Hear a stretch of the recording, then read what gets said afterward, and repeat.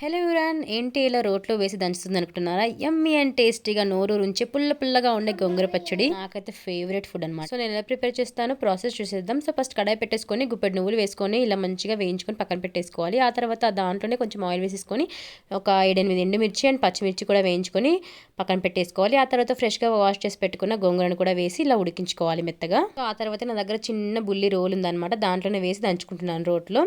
So first ఇలా మిర్చి నువ్వులు వేసుకొని కచ్చపచ్చగా దంచుకున్న తర్వాత కాడలతో సహా కొత్తిమీర కూడా వేసేసుకొని ఆ తర్వాత వేయించుకున్న పల్లీలు కూడా వేసుకొని కచ్చపచ్చగా దంచేసుకున్న తర్వాత కించి పెట్టుకున్న గోంగూరను కూడా వేసేసుకొని దాన్ని కూడా దంచుకోవాలి. ఇలా మొత్తం పచ్చడంతా ఇలా కచ్చపచ్చగా దంచుకుంటేనే చాలా బాగుంటుంది. అనగా దొడ్డుప్పు అయితే వేసేసుకొని దాన్ని కూడా మొత్తం దంచేసుకున్న తర్వాత తాలింపు వేసేసుకుంటున్నాను. అదే కడాయిలో కొంచెం ఆయిల్ వేసుకొని ఆవాలు, జీలకర్ర, కొంచెం కొంచెం ఎల్లిపాయ ముద్ద కూడా వేసేసుకొని కొంచెం లాస్ట్ లో పసుపు కూడా యాడ్ చేసేసుకొని అనగా రోట్లో రుబ్బుకున్న గోంగూర అయితే అందులో వేసేసుకొని మొత్తం అంతా బాగా మిక్స్ చేసుకొని ఫైనల్ కొంచెం కొత్తిమీర కూడా యాడ్ చేసి ఆఫ్ చేసి వేడి వేడి అన్నంలో కొంచెం నెయ్యి వేసుకొని తింటే ఎంత బాగుంటుందంటే అస్సలు మర్చిపోలేరు జీవితంలో.